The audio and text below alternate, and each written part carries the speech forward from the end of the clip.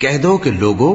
تم اپنی جگہ عمل کیے جاؤ، میں اپنی جگہ عمل کیے جاتا ہوں، ان قریب تم کو معلوم ہو جائے گا کہ آخرت میں بہشت کس کا گھر ہوگا۔ کچھ شک نہیں کہ مشرک کامیاب نہیں ہوں گے، اور یہ لوگ اللہ ہی کی پیدا کی ہوئی چیزوں یعنی کھیتی اور مویشیوں میں اللہ کا بھی ایک حصہ مقرر کرتے ہیں، اور اپنے خیال باطل سے کہتے ہیں کہ یہ حصہ تو اللہ کا اور یہ ہمارے شریکوں یعنی بتوں کا۔ تو جو حصہ ان کے شریکوں کا ہوتا ہے وہ تو اللہ کی طرف نہیں جا سکتا، اور جو حصہ اللہ کا ہوتا ہے